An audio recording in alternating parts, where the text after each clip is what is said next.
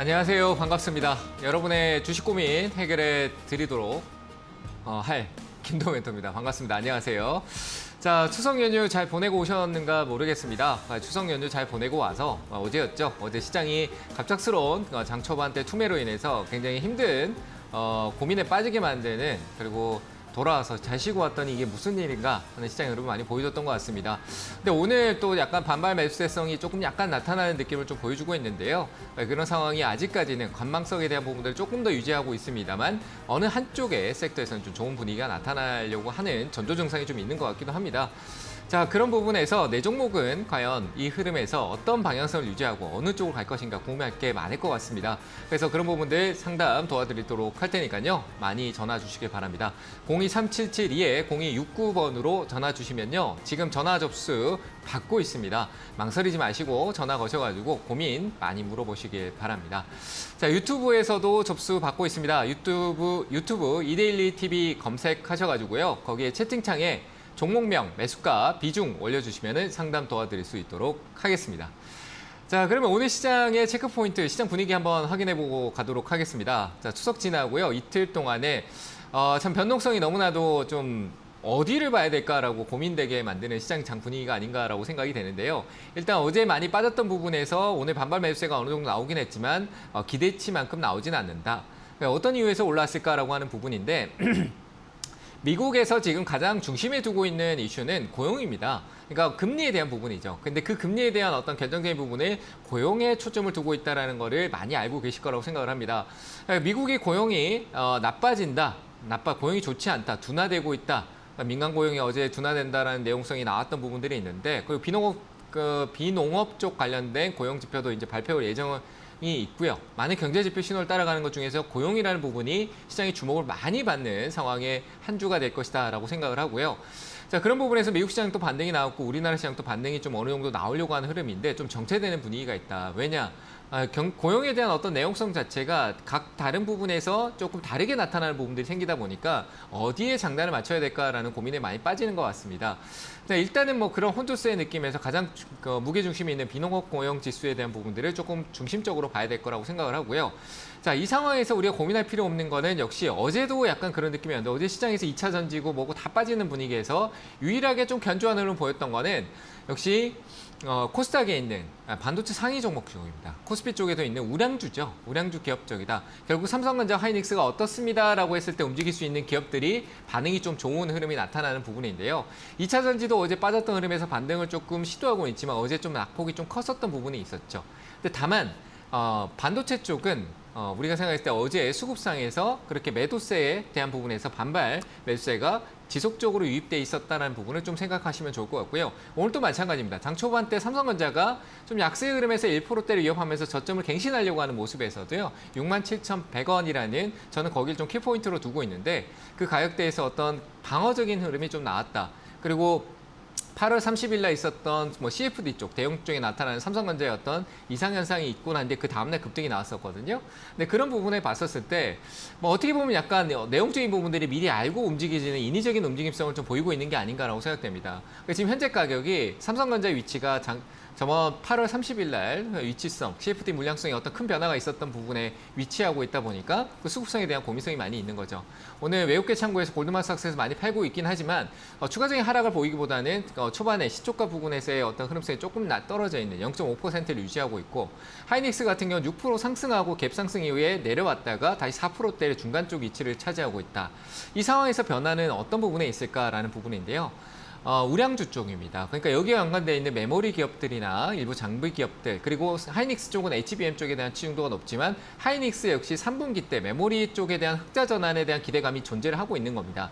삼성전자는 4분기 때에 대한 부분에서 흑자 전환을 얘기하고 있고, 근데 삼성 쪽에서 낸드 쪽에 대한 부분에서 가격 인상에 대한 부분들이 어떤 원론적인 부분들이 또 나오고 있는 것도 봤었을 때 우리는 가격이 상승을 한다, 가격이 오른다라고 하면 그 물건을 구매해야 되는, 주식을 살 때도 마찬가지죠. 수요 입장이라고 했을 때 수요자 입장은 그거를 가격이 오르기 전에 좀이라도 싸게 사야지라는 관점을 가지게 되면서 그 가격이 오르는 거에 부추길 수 있는 수요를 가져옵니다. 그럼 당연히 공급이 줄어드니까 재고 감소로 인한 부분에서 가격이 더 가파르게 올라갈 수 있는 흐름이 생기게 되는 거죠. 현재 시장은 그런 원리에서 반도체 쪽에 대한 업황의 회복에 대한 기대감을 좀 더 높이고 있다라고 보시고 그게 뚜렷하게 나타나고 있다고 저는 생각을 합니다. 그래서 내려올 때는 반도체 쪽에 대한 부분들, 분할 매수, 조각 투자 좀 많이 쪼개서 조각 투자를 의미는 조금 더 쪼개서 들어가셔가지고 가신다라면은 반등 때 효과가 많이 나타날 수 있을 것이다라고 생각합니다.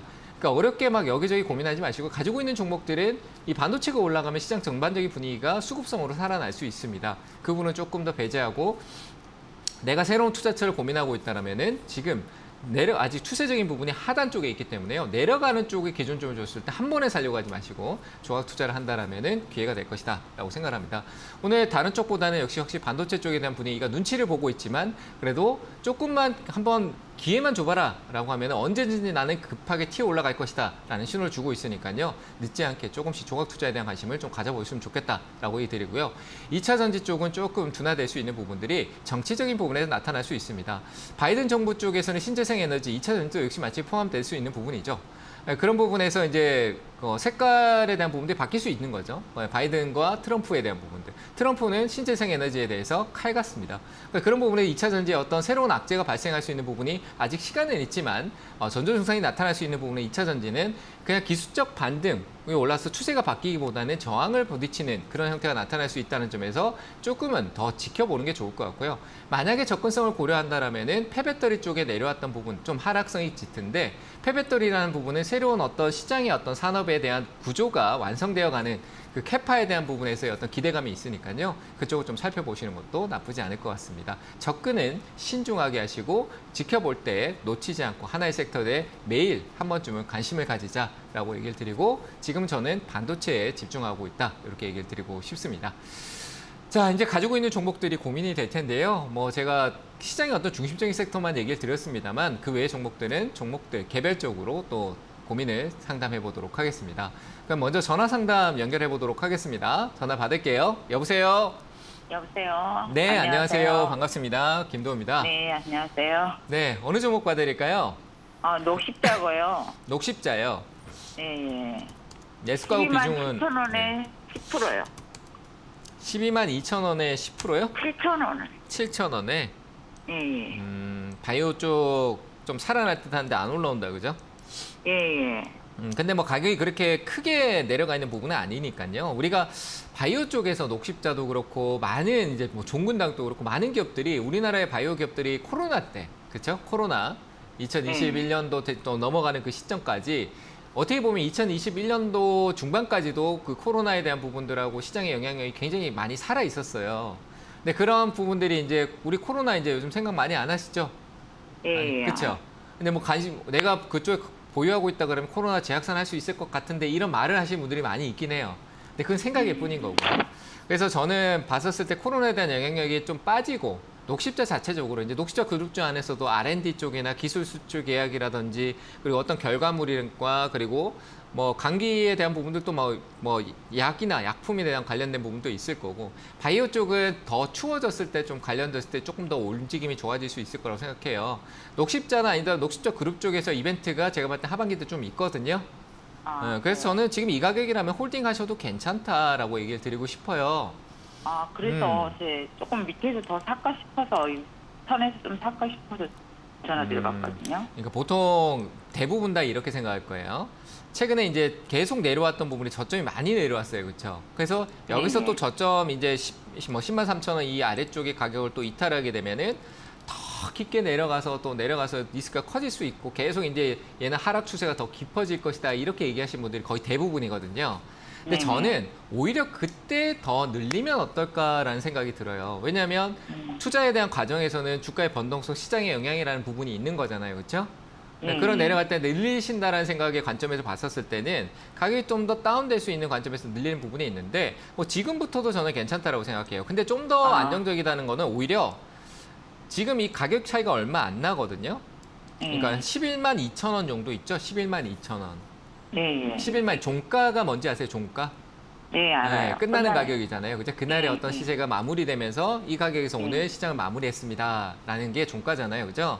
그 가격이 11만 2천 원으로 확정되는 때 있죠? 11만 2천 원이에요. 그 가격이 확정되면은 그때부터 조금 다시 내려오더라도 그때부터 조금씩 한 1%씩이든 2%씩 조금씩 늘려가면서 단가 조율을 조금 더 하시는 건 괜찮을 것 같아요.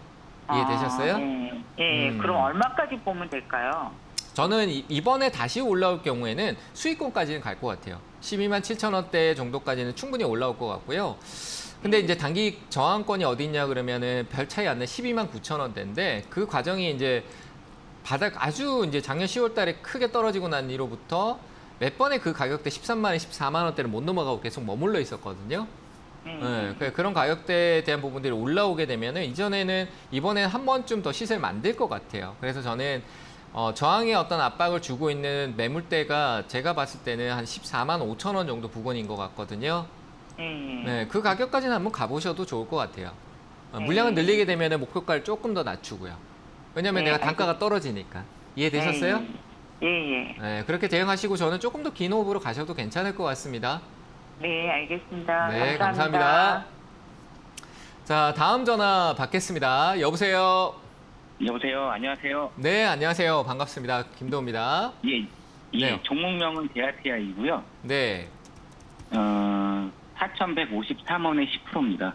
4,153원에 10%요. 예. 아, 이거 꽤 길게 가지고 계셨을 것 같은데?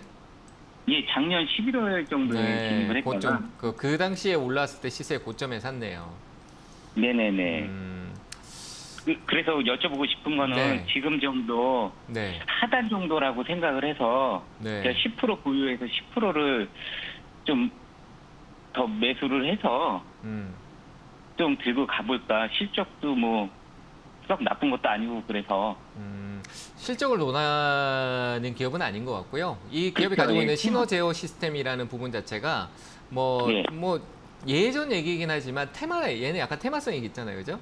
근데 뭐 우크라이나 예. 지원이라는 부분에서 철도가 없는 것도 아닐 것이고 중동에 가도 마찬가지고 인도네시아 수도 이전이나 뭐 이런 부분들을 걷고 동남아 시장 뭐 전체적으로 철도도 이제 국내 쪽에 대한 부분도 모멘텀도 있긴 합니다만 해외 쪽에 대한 부분에서 모멘텀을 가지고 있는데 뭐 현대로템이 뭘 하든 뭐 어쪽에서 하든 이 데아텔이 가지고 있는 부분은 신호 제어 시스템. 그러니까 어떻게 보면은 무인이라는 부분도 되겠죠. 뭐 자율주행에 대한 부분이 있는데 예. 그런 요소가 데아티의 어떤 매력인 거예요. 제어 시스템이나 우리가 철도에 대한 부분들에 대해서 개선이 필요하거나 시스템적인 부분들. 그럴 때 이제 데아티아이가 테마적으로 강세를 많이 보일 거예요. 다른 철도주보다도. 저는 그렇게 생각하고 있거든요. 어차피 근데 테마성이에요. 철도라는 부분은. 그래서 그런 이슈적인 부분이 계속 반복될 건 맞을 것 같고요. 얘는 대시세가 한번 나왔던 부분이죠. 남북 경협주로 인해서. 근데 지금 우리 시장 상황에서 남북 경협은 아니잖아요. 그렇죠? 네네. 네, 그래서 좀 다른 쪽에 대한 부분을 접근했었을 때 데아티아이는 시간적인 부분이 걸릴 수 있는 부분도 고려해야 되겠지만 작년 10월 달부터 왔던 시세적인 부분은 또 한번 올라올 수 있는 여건은 있을 것 같아요. 그래서 가격을 낮추려고 하신다라고 하면 저는 3,600원 아래쪽으로 와야 된다고 생각을 해요. 3,600원. 맞죠? 예. 그냥 지금 어떻게 보면 지금 이 자리에 10%를 더 사면 3,600원대는 올 것 같아요. 지금 가지고 있는 물량만큼 사면은 가격 때문에 어느 정도 더 다운 사이클이 올 수 있는 부분도 생각을 하면 같은 주식수를 사면 조금 더 낮게 오겠죠. 가격이 싸니까. 그렇죠? 네. 주식수가 좀 더 들어오니까. 그래서 그 정도 한다 그러면 3,600원대 정도가 될 것 같고 저는 그런 부분에서 이제 좀 내려오는 부분에서 우리가 또 올라가는 것만 생각할 건 아니잖아요. 그죠? 내려올 수 있는 부분을 생각해야 되는데 저는 그런 가격들이 오히려 지금 이게 최근에 저점 뭐 차트적으로 막 사람들이 보면은 이렇게 얘기할 거예요. 최근에 저점이 일정하게 이 가격대 3,000원을 유지하고 있는데 이게 깨지면은 지하실로 막 저 밑으로 내려갈 거다 이렇게 얘기하거든요. 근데 그렇죠. 그럴 때 무서운 거죠. 예. 그럴 때 깨지고 어느 가격에서 돌아올라오는 가격은 반드시 존재를 해요. 근데 그래서 저는 제가 대응에 대한 준비로 본다라면 2,800원대요. 2,800원대하고 2,700원 사이 정도가 될 것 같거든요. 왜냐하면 이때 작년 10월 달에 바닥 찍고 돌아올라올 때 힘을 응축하면서 순간적으로 어떤 시세적인 부분을 보여주고 2차 상승이 나왔었거든요. 그때가 이제 작년 10월 중순이었어요. 네. 그러니까 여기에 저는 데아티의 어떤 반전의 의미가 들어가 있다고 생각을 해요. 왜냐하면 그 이후에 안 올랐다 그러면 아닌데 그냥 기술적 반등 끝났지만 추세를 바꾸려는 움직임이 11월 달에 한번 강하게 보여줬잖아요. 그때 사신 높은 가격이. 네, 그게 이제 추세를 바꾸는 가격이었다고 생각을 해요. 근데 그런 부분에서 이걸 넘어가지 못한 선에서 아래에서 내가 접근한다라고 하면 시작점이 좋다 이거죠. 2,800원, 700원대. 그러니까 이 가격대로 왔었을 때 좀 더 늘릴 여건을 여유를 두고 그러니까 나눠서 사시면 되겠죠. 지금 가격부터 해서 만약에 저점 3,000원을 깬다라고 해서 도망가지 마시고 유지하시면서 저는 2,700원, 800원대 왔었을 때 내려왔다라고 뭐 덜렁사기보다는 더 내려가는 순간적인 투매가 있을 수 있잖아요. 시장 분위기에서. 네네네. 그런 부분들을 네네. 생각해서 여유 있게 종가까지 살펴보면서 조금씩 늘려간다라면은 디아티아이는 네. 3,600원 선에 왔었을 때 수익까지도 한번 고려해 볼 수 있을 것 같습니다. 얼마까지 올라가서 얼마에서 수익 실현하세요? 이런 거는 제가 지금 그냥 맞추기밖에 안 되겠죠, 그죠? 네, 그러니까 예, 예, 예. 3,600원이라는 기준만 잡아놓고 이 가격 오고 난 뒤에 어떤 이슈로 왔는가라는 것도 한번 살펴보고 비중을 좀 줄이고 보유해야 되겠다라고 생각하면 좀 줄이고 보유하시고 그때 맞는 네네. 상황을 그때 확인하시는 게 좋을 것 같아요. 그래서 일단 저는 어, 3,600원대는 충분히 올라올 수 있는 여건이 되고 2,800원, 네. 700원대에서 조금 비중을 늘릴 수 있는 전략을 2대 현재부터 조금 관심을 두면서 조금씩 늘려가자 이렇게 얘기를 드려보겠습니다. 도움 예, 되셨나요? 알겠습니다. 네. 예, 많이 됐습니다, 선생님. 네, 잘 대응하시길 바랍니다. 예, 감사합니다. 네, 감사합니다. 자, 다음 전화 또 받겠습니다. 여보세요? 네, 안녕하세요. 네, 안녕하세요. 반갑습니다. 김도입니다. 네네. 네, 어느 종목 봐드릴까요? 한국가스공사 말씀드릴게요. 한 번만 더 얘기해 주실까요? 제가 잘 안 들었어요. 한국가스공사. 한국가스공사요? 네네네. 네, 매수가 비중은 어떻게 되실까요? 25,800원이고 50%. 50%요. 네네. 무겁잖아요. 그렇죠? 이 기업이 변동성이 상당히 무겁죠. 네네. 최근에 뭐 거래량도 없고. 네. 뭐 천연가스로 이슈를 한창 받았잖아요. 그죠? 그때 네네. 그 변동성도 너무 왔다 갔다 했었고 높은 데서. 네. 근데 지금 이것도 거의 제자리에 온 거예요. 그죠? 코로나 때 이후로 하고 막 가격이 많이 내려왔는데 이 기업은 네네. 그때는 특수성이 어떤 천연가스라는 이벤트가 자주 있지는 않거든요. 네. 자주 있진 않아요. 진짜 천연가스는 뭐 업황 사이클이라는 개념도 아니고 천연가스는 정말 이벤트성이고 낮은 가격에서 갑자기 어떤 시장의 변수로 인한 뭐 러시아 전쟁이나 이런 변수로 인한 갑작 변동성이 있었던 거지 크진 않아요. 그리고 변동성도 원래대로 돌아왔고요. 느리다는 얘기예요. 근데 지금 50%의 비중을 한 번에 들어간 거는 이게 얘는 한번 방향성 잡으면 그 방향성이 좀 긴 시간을 흘러가 버리거든요. 지금 보시면은 올 3월 달에 급격하게 한번 꺾이고 난 뒤로부터 슬슬 계속 흘러내리고 있잖아요. 화면 보고 계세요? 아니요. 안 보고 있어요. 그냥 작년 네네. 3월 달부터 어떠냐면 변동성을 거의 뭐 간격을 둔다라고 하면 한 3-4%대로 해서 한 달 간격식으로 이렇게 흘러내리고 있어요. 계속 잔잔하게 흘러내려 버리는 거예요. 근데 뭐 예. 매수가가 낮으니까 이라는 부분이 네네. 있겠죠. 근데 최근에 이 흐름이 계속 이어졌을 때 계속 떨어지게 되면은 내가 시간적인 긴 투자를 하겠다라고 마음 먹었다라고 하면은 굳이 처음부터 지금 50% 내려가고 있는 거 50% 한몫에 살 필요가 있었을까? 저는 이런 생각이 좀 들어요. 이해되세요?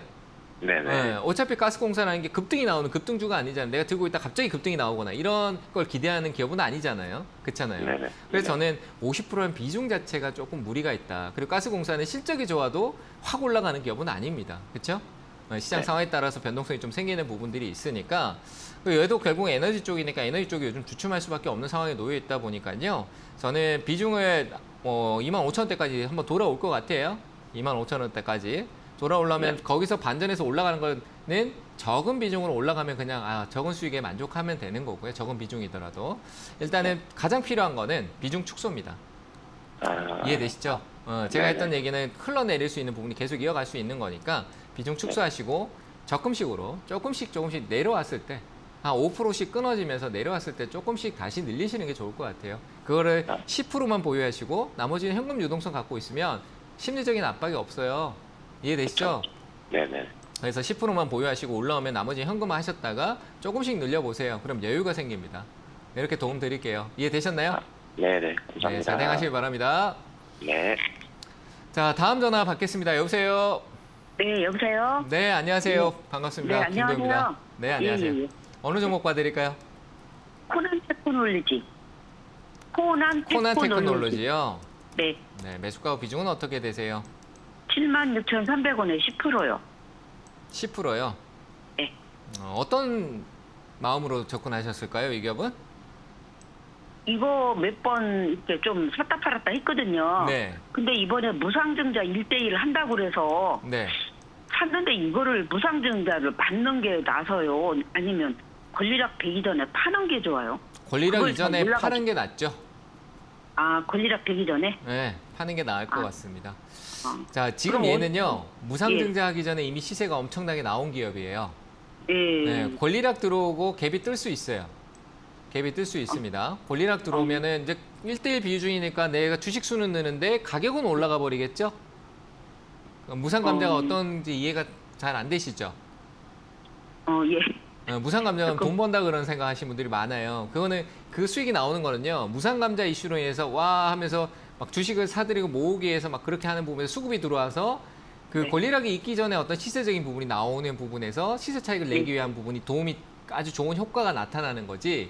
권리락이 있고 지금 이 흐름에서 행보하고 있는데 권리락이 이루어지고 난 이후에 갭이 뜨고 상승하는 거는 만약에 그 전에 샀던 부분들이 가격 변동이 생겨요. 그렇잖아요. 네. 1대1 비중이잖아요. 그럼 네. 내가 뭐 74,000원에 가지고 있는데 주식 수가 50주다 그러면 50주가 더 들어오는데 결국은 74,000원짜리 가격이 14만 원이 된다는 개념성도 하고 가격이 싸지는 그러니까 반토막이 되는 개념인 거예요. 이해되시죠? 주식 수가 늘어난 만큼 반토막이 되는 거죠. 그럼 똑같은 거예요. 그죠?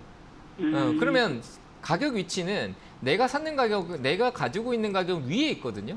위에 있어요. 바뀐 가격은 밑에, 주가는 여기에 있고. 그러면 올라와야지만 내가 본전이 되는 거고 그거에서 더 가야 수익이 나는 거거든요. 이해되시죠? 그 예. 복잡해요. 지금 제가 얘기하는데도 어렵죠? 복잡하죠? 아니세요? 예. 그러니까 좀 권리락 어제 이전에 사봤더라면서, 네. 권리락 이전에 시세가 나와주면 좋은데 이 기업은 이미 데이세가 한번 나왔잖아요. 2023년도 때. 그러니까 권리락 효과로 좀 더 올라가는 듯한 착시 효과를 주는 차트의 그림을 만들 것 같습니다. 그래서 저는 어머님이 괜히 이런 어려운 종목에서 끌려다니지 마시고요. 몇 번 샀다 팔았다 했던 좋은 결과가 있었다라고 하면은 거기서 멈추시는 게 좋을 것 같습니다. 그리고 이 기업이 방향성이 어디로 갈지 지금 제가 보기에는 하단이 최근에 시세 나왔던 부분보다 하단이 너무 낮아요. 그래서 기술적으로는 저의 어떤 기준점이죠. 정답은 아닐 수 있습니다. 하지만 기술적으로 봤을 때 저는 현재 오늘 가격이 77,900원을 이탈했다는 부분 자체가 신경이 쓰이고요. 좋지 않아요. 그래서 저는 비중을 오히려 정답이 아니더라도요. 지금 뭐 손실이 그렇게 크진 않잖아요. 그죠? 예. 네, 그래서 저는 비중을 좀 줄이시면서 정리한 손절가를 좀 잡아놓고 가시는 게 좋을 것 같아요. 그 손절가는 뭐 네. 큰 무리가 없다면 오늘 저가가 이탈됐으면 좀 안 좋을 수 있는 상황이라고 보는데 오늘 저가 기준에 72,500원, 뭐 700원 정도를 이탈했을 때는 자꾸 끌려다니면 안 돼요. 이게 괜찮거니 하고 끌려다니다 보면 어느 순간에 파는 거에 대해서 까먹어요. 예. 대응이라는 걸 까먹게 돼요. 그래서 저는 예. 단기간에 시세가 없을 때는 이 가격 이탈 시 오늘 잡아줬잖아요. 여기서 네. 음봉 하나 더 나온다는 건 내려간다는 얘기거든요. 그러니까 오늘 저가는 손절하신다라고 마음을 먹으시고 대응을 예. 하세요.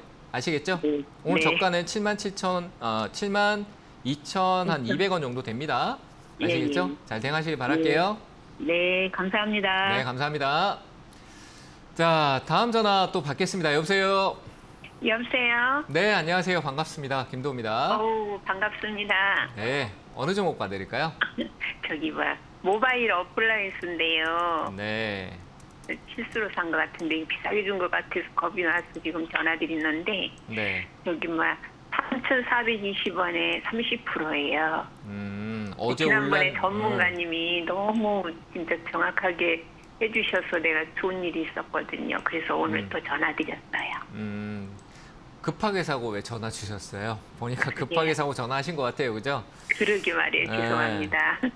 어제 이제 이슈되고 최근에 어떤 이슈 관점이 좀 있었고 자율주행 쪽 얘기도 나오고 한 건 좋은데 최근에 이제 거래가 좀 많이 나왔던 부분에서 내려오고 또 올라오고 하는 부분이 있을 것 같아요. 이거 조금 자꾸 여기서 꺾이네요. 네, 조금 기다리면 한번 튀어 오를 수 있는 부분들이 있을 거라고 생각하는데 이게 이제 네. 변동성이 너무 세니까 압박을 좀 많이 받을 것 같아요. 뚝 떨어져서 압박을 받고 하는 부분들이 생길 것 같은데 네. 얘는 끼가 있다라는 생각을 별로 안 들어요. 자율주행 쪽에 관련돼 있는데 너무 지저분해요, 변동성이. 보시면은 어제 만약에 이틀 떠 있는데 10%? 한 7%에서 14% 사이를요. 하루에 그냥 쑥쑥 떨어졌다가 뭐 맞아요. 올라왔다 네. 갔다 하는데 어렵잖아요. 그죠? 네, 불안해요. 네. 그럴 때는 오히려 크게 떨어지고 사는 게 나아요. 크게 떨어지고. 잠시만요. 그래서 이미 네. 샀으니 매도를 어느 시점에서 해야 할까요? 어느 시점에 해야 되냐? 네네. 어려워요. 진짜 어려운데 저는 이거 반등은 있어요. 이미 자리대를 잘 잡아놔서 이거는 죽이려고 하는 게 아니라 뭐 여기서 파는 것도 있겠지만 뭐 괜찮으면 한 번 더 올라갈 수도 있을 것 같거든요. 그래서 네. 일단은 욕심 내지 마시고요. 비중 네. 저는 가장 욕심을 냈다라고 생각하는 게 비중이에요. 30%잖아요, 그렇죠? 예. 이 중소형주의 30%를 겁없이 오를 때 확 뛰어들었다는 것 자체가 그게 위험한 거예요. 네. 그래서 저는 비중을 5%까지 줄일게요. 5%만 남기시고 매수가에서 일단 정리하시고 기다리시고요. 저는 좀 왠지 오를 것 같은데 좀 짧은 수익을 드릴게요. 한 3,700원. 근데 여기서 중요한 포인트가 뭐냐라고 하면 제가 3,700원이라는 목표가를 제시했는데 그러니까 올라왔을 때 여기서 다 팔아버리지 하고 들고 계시면은 또 욕심인 겁니다. 아시겠죠? 네, 매수가에서 5% 남기고 다 현금화하세요. 금액은 얼마인지 모르겠지만 내가 적은 금액이더라도 기준을 확실히 지켜야 돼요. 그게 50만 원이 5%가 50만 원이더라도 50만 원으로 3,700원에 팔아야 됩니다. 아시겠죠? 네네. 그렇게 기준을 세우시고 3,700원까지 가되 매수가에서 비중을 다 많이 줄이시길 바랄게요. 네네, 감사합니다. 네, 잘 대응하시길 바랍니다. 네, 상담은 잠시 쉬었다 가도록 하고요. 강연의 안내 보고 오도록 하겠습니다.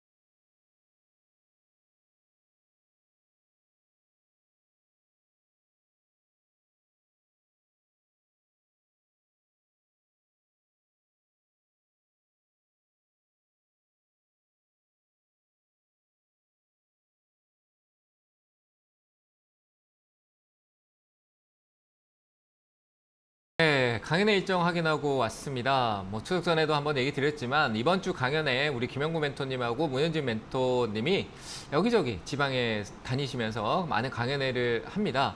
그래서 그 강연에 가셔가지고요. 참석하셔가지고 좀 좋은 내용, 추석 지나고 이제 연말 다가오고 내년의 전략에 대한 부분도 이런 내용들도 많이 얘기해 주실 거고, 그리고 경험이나 이런 것들도 많이 얘기 드리면서 돌파구 같은 것도 많이 찾아 드릴 거라고 생각합니다. 시장이 어려운 만큼 들을 수 있는 얘기를 많이 듣고 지식을 쌓는 것도 큰 도움이 되니까요. 가까이 계신 분들은 일정 확인하시고 가셔가지고 좋은 내용 들으시길 바라고요. 저도 다음에 또 일정 체크해서 한번 할 수 있도록 하겠습니다.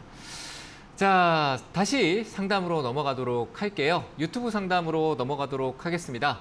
신세계 인터내셔널이네요. 어제 소비주가 특히나 좀 많이 빠졌는데 신세계 인터내셔널은 그렇게 많이 빠지지는 않았던 것 같습니다. 2만 원의 비중이 25%시다라고 하고 있는데요. 저는 수급적인 부분에서도 신세계 인터내셔널을 굉장히 좋게 보고 있는 모습이 있는 게 하나가 뭐냐라고 하면 기관 쪽의 투자가 지속적으로 이어지고 있습니다. 앞서 이쪽에 보시면은 지금 작아서 잘 안 보일 수 있는데 제가 표시해드리면 연기금, 투신 쪽에 있는데 연기금 쪽의 수급이 지속적으로 유입되는 부분과 투신 쪽도 마찬가지고 외국인들이 판다, 영향을 주는데 시세적인 부분들의 압박을 이 기관에서 좀 받쳐주고 있습니다. 개인들이야 크게 없는 부분이지만 외국인 물량이 클 때는 받는 역할을 좀 하고 있는 부분이죠. 그래서 기관 쪽의 어떤 수급성에 대한 부분들이 어떤 기대성을 두고 있나, 우리가 과거에 화장품 쪽에 대한 기대성을 중국 소비에서 많이 두고 있지만 요즘 실적으로 저도 돌아다니면서 보는데 중국 쇼핑들이 화장품 쪽에만 집중된 게 아닙니다. 의류 쪽에 대한 부분도 많이 있고, 그리고 의류 쪽에 대한 부분들이 유통 쪽에 대한 부분들에서 많이 영향을 주지만 요즘 관광객들이 많이 가는 게 아울렛에 상당히 많이 갑니다. 아울렛 같은 데 많이 가기 때문에 그 아울렛에 대한 부분들이 또 성수기가 올 수 있는 부분이 뭐냐면 의류 쪽이 고가로 갈 수 있는 겨울 의류 쪽에 대한 부분도 있죠. 시장 특성에 대한 계절성에 대한 부분들 늘 반영되는 건 아니지만 이번 주면 한번 또 나타날 수 있지 않을까라고 생각을 하고요.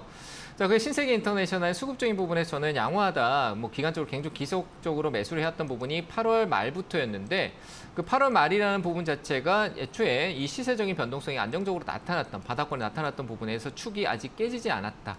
내려와도 제가 봤을 때는 한번 좀 깊게 떨어져도 16,800원대에 대해서 투매가 나타나는 부분을 받쳐준다라면은 우상향할 수 있는 전제 조건의 어떤 상승 사이클을 만들 수 있을 거라고 보여지고요. 저항은 25,500원 정도입니다. 근데 그 저항이 막혀서 못 올라가는 게 아니라 그 저항을 받으러 항상 이 주가라는 거는 지지 자리로 돌아 회귀했다가 다시 또 저항 쪽으로 가는 이 파동이라는 부분이 있습니다. 그래서 저는 2만 원대는 충분히 올라올 것 같고요. 그런 부분에서 한 2만 1,000원대 정도에서 가능하다라면 비중 좀 축소하시고 조금 연장선으로 좀 더 보는 게 22,500원. 이건 단계별로 크진 않지만 갈 때 분할 매도로 조금씩 비중을 줄여주시면 좋을 것 같다. 이렇게 의견을 드려보도록 하겠습니다. 일단은 홀딩 의견 드립니다. 자, 다음 종목도 보도록 하겠습니다. 롯데쇼핑이네요. 같은 맥락이지만 좀 다르죠. 롯데쇼핑 같은 경우 백화점이나 이런 부분들로 좀 들어갈 수 있는 부분이고 유통과는 좀 다른 계열입니다. 자, 롯데쇼핑 같은 경우도 롯데쇼핑도 좀 쉽지 않은 길을 가고 있습니다, 실적으로. 뭐 신세계 쪽은 전 좀 더 나을 수 있다고 생각하는데 롯데쇼핑 쪽은 뭐 수급도 한번 볼까요? 수급적인 본다라고 하면 마찬가지죠. 이쪽 소비 쪽에 대한 기관들의 어떤 투자의 매수세가 길게 이어지고 있다. 중국 소비에 대한 이슈에 대한 부분들은 백화점으로 연결된 거 면세 쪽이나 이런 쪽에 연결되지만 연기금 투신 쪽에 대한 매수세가 아직까지 초기에 존재를 하고 있습니다. 다만 외국인의 매도가 폭이 좀 크다라는 거죠. 그 부분에서 나타난 부분들이 있고 그래서 롯데 쪽에 대한 부분들은 저는 조금 약간 그렇게 긍정적인 부분에 신호를 주기에는 좀 이른 감이 없지 않나라는 생각이 좀 들고요. 좀 다른 계열이다라고 보고 있는 부분이고 추가 매수하지 마시고요. 이익성에 대한 부분들 돌아온 건 맞습니다만 추가 매수 관점보다는 81,000원대라면 조금 더 시간적인 여유를 두시는 게 어떨까 싶습니다. 무작정 낮추기보다는 추세 전환이라는 거는 저항을 바꾸고요. 저항을 뚫고 내려왔다가 다시 올라가는 게 통상적입니다. 다이렉트로 올라가는 부분이 아니고요. 내가 꼭 다이렉트로 올라와서 팔겠다는 생각. 그 다이렉트로 올라오면 매수가까지 옵니다. 그러니까 지금 굳이 다이렉트 또 올라오면 비중 줄였다 눌리면 다시 사는 관점으로 볼 수 있는 거니까요. 내려갈 수 있는 방향을 유지하고 있는 이 상황에서 추가 매수보다는 관망으로 얘기를 드리고 싶습니다. 그래서 추가 매수 가능한가 물어보셨는데요. 추가 매수하지 마시고 그대로 좀 지켜보자라고 의견 드려보도록 하겠습니다. 자, 다음 종목도 보도록 하겠습니다. DB네요. 얘는 뭐 개발, 매각이다, 뭐 이슈다, 뭐 하는 게 워낙 많이 컸던 부분이고. 좀 2,400원이요. 좀 의미를 부여하기가 너무 어렵고 가격적인 부분도 마찬가지고 DB하이텍에 대한 부분들이 조금 요소는 있는데 쉽지 않네요. 뭐 이 분쟁이었었나요? 하여튼 제가 지금 약간 가물가물한 헷갈리는 부분이 있습니다. 분쟁이라는 부분이 있는데 저항이 쌓였습니다. 저항이 좀 쌓였다는 게 앞서 큰 물량의 어떤 매수세를 만들어 놔놓고 이 거래는 죽여놓은 거 있는데 거래 죽였다라고 해서 이거는 허위다라는 부분은 바닥에서 얘기인 거, 바닥에서 첫 신호에서 나오는 거죠. 고점에서 흘러내리는 거는 어떤 효과가 생기냐라고 하면 이 고점에서 떨어지는 부분에 투매를 부추길 수 있다. 지쳐서 빠진 사람들이 사는 사람은 없는데 파는 사람 만들어놔서 투매를 부추겨서 꺾일 수 있는 부분이 있을 거라고 생각을 해요. 근데 그걸 또 한번 희망 고문처럼 강하게 올려줬다가 또 흘러내릴 수 있는 거죠. 그러니까 저는 그럴 것 같습니다. 그래서 반등 줄 때요. 저항을 많이 쌓아버린 위치가 2,100원 정도인 것 같네요. 2,100원에서 2,200원 정도 되는데 거기서 이제 비중 줄이시면서 일단은 매도했다가 다른 종목, 이 종목보다는 좀 종목 교체 쪽으로 가시는 게 좋을 것 같습니다. DB 쪽에 대한 그룹사에 대한 부분들의 리스크가 적고 많고가 아닌 기술적인 부분에 가격적인 측면에서 당연히 줄여야 될 것이다. 특히나 이런 지주격의 어떤 느낌을 주는 거는 한번 내려가기 시작하면 끝없습니다. 그래서 저는 기술적 반등성이 올라갈 때 추세 반전을 기다리지 마시고 2,100원, 200원대 반드시 정리하는 쪽이 좋지 않을까라고 대응 전략을 드리도록 하겠습니다. 자, 유튜브 상담은 여기까지 하도록 하고요. 다시 전화 연결하도록 하겠습니다. 전화 받겠습니다. 여보세요? 네, 안녕하세요. 네, 안녕하세요. 반갑습니다. 김도우입니다. 네, 감사합니다. 네. 저는 두산 퓨얼셀 네. 32,600원 10%입니다. 두산 퓨얼셀 32,600원 비중은요? 10%요. 10%요. 네네. 힘들다, 그죠? 네. 안 내려올 수 있는 데서 추세를 바꾸지 못하고 떨어진 분위기인 것 같은데 많이 올랐었죠. 얘도 뭐 2020 코로나 때 많이 올랐는 게 보이네요. 근데 네. 뭐 수소라는 어떤 관점도 있지만 수소 연료전지 관점이 있지만 수소가 네. 이제 우리 재생에너지라는 부분에서요. 막 우리 태양광, 풍력 그리고 원자력 이런 얘기를 하잖아요. 네. 그걸 기반해서 이제 이 전기에 대한 부분들을 태양광과 풍력하고의 어떤 장단점들을 보완해 줄 수 있는 역할을 해야 될 게 어떻게 보면 수소거든요. 수소 연료 전지예요. 수소 연료에 대한 네. 부분들이 에너지거든요. 왜냐하면 수소라는 것 자체가 전기 에너지를 수소로 바꿔서 다시 그 수소를 다시 또 전기를 쓸 수 있게끔 어떻게 보면 저장하는 거거든요. 이해되세요? 네. 그런 네, 네. 부분들은 왜 대기업들이 거기에 투자를 많이 하고 뭐 유럽이 아니 미국도 요즘 수소 얘기가 많이 나오고 있는데 그러니까 네. 조금 빠른 감은 있지만 생각보다 좀 빨리 그 시대가 올 수도 있다라는 관점이 또 있긴 하거든요.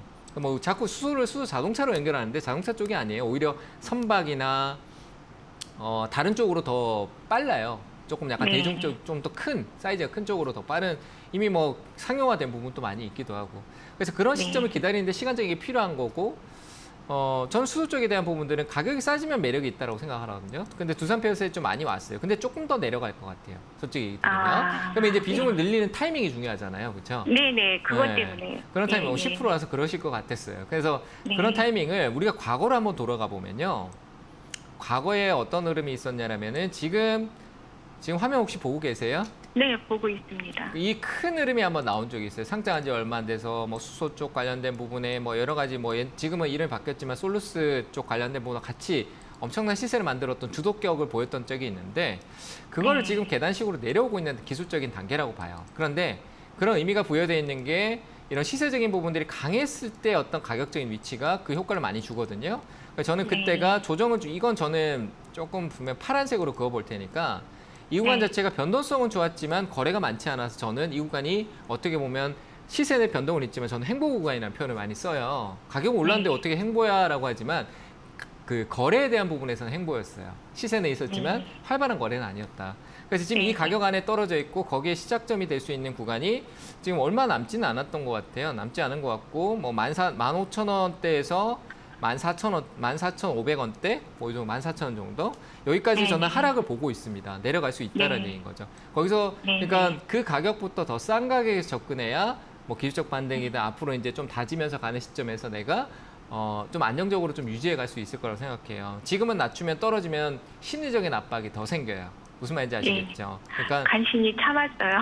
더 참으세요. 조금만 더 참으시고 안 사도 되니까 사는 건 돌아 나가고 난 뒤 이후에 얘가 안 떨어지고 올라오네 하면 그때부터 좀 생각하고 위에서 조금 살 수 있는 어떤 시장의 분위기를 인식하면 되는 거예요. 근데 지금 시장 분위기 안 좋잖아요. 살려고 한 사람이 없잖아요. 매수세가 없어요. 그런 분위기에서 내가 굳이 먼저 살 필요는 없다. 모아가는 건 모르겠지만 추가 매수기 때문에 먼저 살 필요 없다는 겁니다. 왜? 네네. 더 사도 나는 기다려야 되니까. 맞죠? 네. 그러니까 먼저 맞아요. 그러니까 사지 마시고 신규 매수면은 접근해도 된다라는 조금씩 모아가면 되니까 상관없지. 근데 추가 매수라서 하지 마시고 조금 더 낮은 가격을 기다려 주세요. 아시겠죠? 네네. 네네. 올라와도 제가 봤을 때 최근에 떨어졌던 흐름에서 올라왔던 가격대에서요. 뭐 혹시나 22,400원대로 그냥 쑥 올라온다. 그러면 그때 관심을 또 가져야 되니까 뭐 천천히 저한테 연락을 다시 한번 주셔도 될 것 같아요. 아시겠죠? 네. 15,000원이라고 얘기했어요. 더 내려갈 때까지 사지 말고 또 참아 보세요. 예, 알겠습니다. 네, 감사합니다. 감사합니다. 자, 다음 전화 받도록 하겠습니다. 여보세요? 아, 네, 안녕하세요. 네, 안녕하세요. 반갑습니다. 김도우입니다. 네. 네. 네. 그 삼성전기 네, 19만 5천 원에 8%요. 8%요. 네, 좀 네. 추가 매수 좀 해보면 어떨까 해서요. 조금씩 모아 가세요. 네. 8%면은 1%씩 사도 네. 8번 천천히 그냥 그렇다고 해서 8번은 똑같은 가격에 계속 사는 게 아니라 네. 좀 장 안 좋다고 해서 갑자기 한 2% 정도 빠지면은 그날 종가에 한번 보고 오늘 같은 날 한번 좀 네. 사도 되겠다 싶으면 조금 사고. 그죠? 네. 그런 식으로 해서 조금씩 모아 가셔요. 지금 오늘 제가 봤을 때 어제 빠지고 났는데 오늘 아래 꼴이 있는 가격들 어제 삼성전기에 제가 한번 제 컨텐츠에서 언급한 적이 있는 것 같은데 이 가격대에 대한 지지력이 있어요. 제가 오늘 시장에 반전 나올 거라고 생각했던 게 많은 이 대형주들이 이제 지지력을 보여야 될 위치성 가격까지 어제 투매로 확 떨어졌거든요. 많은 종목들이 그래요. 소비 쪽도 그렇고 단기적인 것도 장기적인 것도 다 똑같았어요. 그래서 저는 네. 뭐 여기 지지력이 있긴 한데 이 가격대 13만 2천 원대에서 조금 사고요. 한 2% 정도? 네. 2% 정도 좀 더 사고 많이 안 떨어지더라도 조금씩 네. 사서 낮추면 돼. 왜냐하면 내 가격이 높잖아요. 한 번에 네네. 낮추려고 했는데 더 내려가면 얼마나 힘들어요. 1% 네. 떨어지는데 손실이 2배로 되니까 맞잖아요. 네. 그죠? 그래서 네. 조금씩 네. 늘려가시는 게 효율적이고요. 12만 6,400원 또 올 수 있어요. 12만 6,400원대로도 조금 내려올 수 있으니까 그 부분도 좀 네. 생각을 하시고 천천히 네. 낮은 가격, 지금 이 가격 밑으로 떨어지는 걸 두려워하지 마시고 조금씩 내가 더 늘려간다라고 생각해도 될 것 같아요. 네. 삼성전기는 네. 반도체 업황이 회복하는 부분들 하고요. 전기차 아무리 뭐 판매량이 준다 뭐 한다라고 하지만 아마 테슬라 쪽이나 현대차 쪽도 가격 할인을 하고 있는데 가격 할인 부분이 아니라 네. 가격 할인하는 이유가 그거예요. 차를 일단 많이 팔아놔야 돼요. 나중에 플랫폼 장사를 네. 해야 되기 때문에 그 플랫폼 장사를 한다는 게 뭐냐면 전기차 안에 디지털화에 대한 부분들이 높은 거예요. 새로 만드는 네. 이 전기차나 내연기관차든 디지털화가 높다. 그럼 거기에 들어간 부품에 삼성전기가 핵심적으로 많이 납품하는 게 MLCC라든지 기판이라든지 이런 게 많이 들어갈 수밖에 없어요. 그렇죠? 네네. 그렇기 때문에 반도체가 회복해도 삼성전기도 역시 효과가 있는 부분이 있는 거니까 그런 부분에서 이 주가 떨어진다고 업황하고 따로 똑같이 볼 필요가 없어요. 업황은 좋아지고 있을 것이고 주가는 떨어지는 걸 기회로 삼자 이렇게 생각하시고 대응하시면 될 것 같습니다. 8% 비중에서 늘려가는 건 괜찮으니까 조금씩 네. 조금씩 모아보시길 바랍니다. 예, 감사합니다. 네, 잘 대응하시길 바랍니다. 자, 다음 전화 받도록 하겠습니다. 여보세요? 네, 안녕하세요. 네, 안녕하세요. 방송 잘 반갑습니다. 보고 김도우입니다. 있습니다. 네, 예. 감사합니다. 네. 네, LB 세미콘인데요. 이걸 네. 예, 이걸 제가 그 8,300~400원 대 사가지고 추가 매수하다 보니 50%까지 돼버렸어요. 네. 했는데 이걸 계속 가 있어야 될지 손절을 안 그러면 조금 지금이라도 할까 그 맥을 제가 좀 몰라서 전화를 드렸습니다. 차트를 볼 때는 제가 높은 수단은 아니다 싶어 들어갔더랬는데 이렇게 물려버렸어요. 네. 장도 안 좋고 하니까. 실적이 최근에 좀 안 좋아진 부분이 좀 있긴 한데 네. 최근에 안 좋아진 거거든요. 최근에 안 좋아진 네. 거예요. 근데 얘도 어떻게 보면은 좀 압박을 많이 받긴 했네. 특색적으로 좀 네. 특색이 없네요. 좀 얘도 근데 뭐 데이세가 나오는 부분도 있고 약간 어떨 때는 개별 이슈에 대한 부분도 시세도 굉장히 크긴 한데 네. 방법이 있을까요? AB세미콘이라면 예, 예. 지금 현재에서 관점은 좀 더 내려갈 수 있다는 생각은 조금 들어요. 근데 뭐 네. 그게 크진 않고 한 7, 8% 정도일 것 같은데 뭐 어차피 반도체 쪽이나 IT 쪽에 대한 전환점이 좀 생기면은 최근에 실적이 조금 안 좋아졌지만 회복 단계가 생길 수 있거든요. 네. 조금 나타날 수 있겠죠, 그죠? 그래서 저는 당장에 어떤 손절은 하지 마시고요. 7,400원 같은 경우는 시장 영향으로 떨어진 폭이 워낙 커요. 그래서 다시 내려가더라도 반등은 한번 있을 것 같거든요. 7,000원대 정도면은 지금 비중이 너무 커요. 이거 그냥 한번 다 털어냅시다. 그러니까 남기지 마시고요. 얘는 추세적으로 한 번 더 분위기가 과거의 어떤 큰 이 상승이 줄 수 있는 압박이 아직 존재할 것 같아서 7,000원에서 그냥 전량 매도하세요. 올라올 수 있어요. 그러니까 놓치지 마세요. 올라오면 꼭 전량 매도하세요. 7,000원이에요. 매수가잖아요, 그죠? 7,030원이 매수가잖아요. 네네. 그게 뭐 1%도 안 되고 한 얼마 차이 안 나요. 근데 많은 비중을 뭐 10원, 20원 때문에 고민하다가 뭐 진짜 운이 없으면 그게 또 안 와요. 그렇잖아요. 7,000원 왔는데 30원이 안 올라와서 그런 경우 다 경험하실 걸요, 한 번씩. 그런 게 올 수 있으니까 저는 그냥 7,000원의 기준 잡았어요. 그래서 뭐 7,030원을 뭐 나누시는 그런 선택이신데 저는 7,000원 기준 잡았으니까 그 가격 오면은 다 파세요. 다 팔고 다시 시작해야죠. 이거는 비중 줄여갖고 더 사고 하기에는 아래쪽에 대한 어떤 시선이 조금 많이 열려 있어요. 그래서 저는 이거는 전략 매도 쪽이 좋을 것 같아요. 아시겠죠? 예, 멘토님 그러면 지금 손절은 하나도 하지 말고 그대로 갖고 있을까요? 네, 뭐 비중을 조금 줄여 내가 감당할 수 있죠. 이거는 제 선택이 아니에요. 제가 감당하세요라고 하고 막 이렇게 소중한 돈에 대한 부분들을 확 하세요라고 이렇게 결정을 지어준다는 것 자체는 아니잖아요. 근데 입장으로 알겠습니다. 생각을 하겠습니다. 제가 만약에 이렇게 얘기 드릴게요. 제가 만약에 지금 이 상황에 놓였고 갖고 있다라고 하면요. 저는 한 15%에서 20%, 15% 정도요. 50%에서 15%면은 한 35%가 남잖아요. 그 정도는 제가 여기서 손절해서 부담을 좀 줄일 것 같아요. 다는 안 팔고요. 그리고 근데 이건 내가 손절했는 거 인정한다라고 하고 줄였을 것 같아요. 그래야지 내가 그 돈으로 다른 기회를 또 잡을 수 있으니까 50%가 같이 만약에 묶여버리면 정말 힘들어지거든요. 그렇지 않아요, 그죠? 그래서 저 그런 선택은 할 수 있다라는 부분은 전제는 드려요. 그리고 일단 7,000원에 대한 기술적 반등이 가능하다라는 부분에 의견을 드렸으니까 그때는 꼭 전량 매도 하셨으면 좋겠습니다. 아시겠죠? 예, 알겠어요. 저도 그 생각이 멘토님하고 같았는데 어제 지키세요. 미안한데 안 팔렸더라고요. 오늘 조금 오르고 해서 제가 멘토님한테 또 그러니까요. 아직 기다림이 필요합니다. 시간은 좀 걸릴 수 있으니까 올라오면 정리한다라는 걸 절대 잊지 마시고 마음 바뀌지 않으시길 바랍니다. 예, 알겠습니다. 네, 감사합니다. 잘 돼가세요. 감사합니다. 멘토님. 예, 수고하십시오. 네. 자, 다음 전화 또 받겠습니다. 여보세요? 여보세요? 네, 안녕하세요. 반갑습니다. 김도우입니다. 네, 반갑습니다. 안녕하세요. 네, 안녕하세요. 어느 종목 봐드릴까요? 네, 종목은 특수건설이고요. 네. 만공 45원 정도고 한 8.6%요. 매수가가 얼마시라고요? 1,045원. 1,045원이요? 네네. 오래 기다려야겠네요. 그죠? 그러게 말이에요. 그래서 이거를 손절을 해야 할지 아니면 추매를 해야 할지 많이 추매는 더 낮아야 고민되거든요. 되고요. 추가 매수는 저는 이 가격에 안 해요. 그러니까 뭐 생각의 차이겠지만 많이 내려왔다라고 이 가격 그냥 올라오면 그냥 정리하겠다는 생각이 더 나을 것 같고 추매는 더 싸야지만 더 효율적이에요. 이런 이 기업은 특수성이 있는 거예요. 이름 그대로 특수성이 있는 게 뭐냐면은 정치적으로나 우리가 흔히 얘기하죠. 정치 테마라고 해서 인맥 뭐 대선 쪽 이런 쪽이 아니더라도 거기에 대한 어떤 공약이라든지 어떤 그런 거잖아요. 뭐 지하철 고속도로 지하화 이런 얘기 들어보셨죠? 네, 그럼 터널 뚫는데 어떤 특수성을 갖고 있는 건설 기업이에요. 그죠? 네. 그러면 이제 그런 이슈가 부각이 됐을 때 테마성으로 연계가 되면서 이슈가 되는 기업이죠. 이슈에 민감하게 강하게 반응하는 급등성을 보이는 테마주라고 하는 거예요. 이해되세요? 네. 그러니까 그런 부분들이 나타날 때까지 아닌 상황에서는 주가가요. 인위적으로 네. 많이 갑자기 툭툭 떨어지기도 해요. 이슈가 없으니까 툭툭 떨어지기도 하고 만약에 그런 일정이 갑자기 뭐 변경이 된다 그러면 갑자기 확 떨어지기도 하고 하거든요. 그래서 네. 저는 그런 전제가 깔려 있다라고 봐요. 현재 상황은. 왜냐하면 대선도 있고 그 대선의 정치적인 색깔이 어떻게 바뀔지 우리는 모르고 그래서 그런 부분에 저는 가격이 좀 더 낮은 가격까지 내려올 수 있다라는 부분에서 네. 추가 매수보다는 지금은 좀 더 기다리시는 게 좋을 것 같고요. 그리고 갑자기 급등성으로 이슈를 타버리면 11,000원 이상 또 갈 거예요. 11,000원이요? 네, 11,000원 이상 또 갈 것 같아요.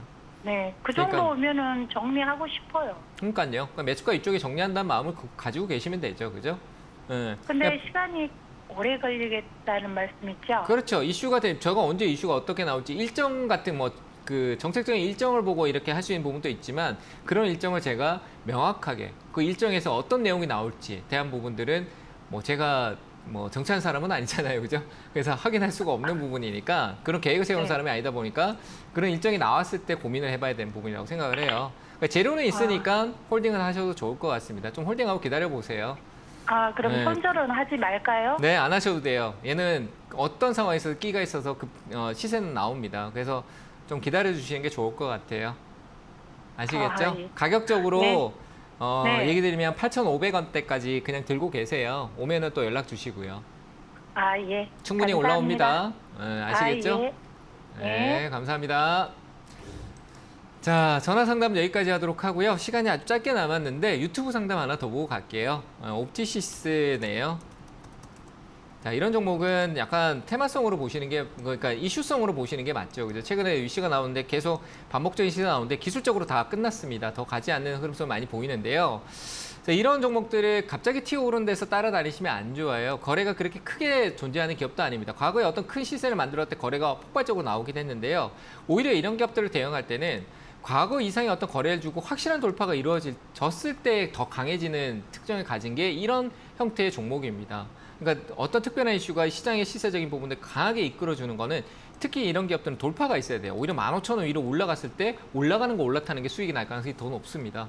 그래서 올라갈 것 같아라고 사면은 힘 빠지는 기업이죠. 왜냐하면 시세 나올 때 그 잠깐의 시세가 일부적으로 반응 나오지만 그 뒤로 거래가 거의 뭐 1만 분의 1도 안 되는 정도 거래가 죽어버린다는 거는 그냥 인위적인 기술적인 부분에서 급등, 이슈에 따른 순간적인 급등입니다. 그러니까 유스발이라고 하죠. 유스발이 일시적으로 나오는 것밖에 없는 흐름이고 그게 상한가를 가도 고가를 뚫는 그 저항을 뚫는 역할 자리가 아니에요. 그래서 이런 거는 제가 봤을 때 대응하기보다는 또 올라오면은 좀 강해질 수 있는 부분이 있을 것 같아요. 그래서 그래도 저는 가치 있는 가격대 13,000원대에서 정리하는 쪽이 좋을 것 같고요. 아래쪽으로 단기간에 또 올라오지 않을 때는 손절도 한번 고려해 보셔야 될 것 같습니다. 단기간에 급등 기다리시고 13,000원 정도 의견 드리도록 하겠습니다. 자, 오늘 상담은 여기서 마무리하도록 하고요. 고민이 많으실 겁니다. 그래서 고민 많이 하지 마시고 이번 주 강연에 준비되어 있는 김영구 멘토님과 문현진 멘토님의 강연에 꼭 많이 참석해 보시고요. 반도체 저는 계속 얘기를 드리고 있습니다. 조각 투자 계속 이어가셨으면 좋겠다라는 조언을 드리면서 오늘 여기서 마치도록 하겠습니다. 항상 성공 투자 응원하고 있도록 하겠습니다. 감사합니다.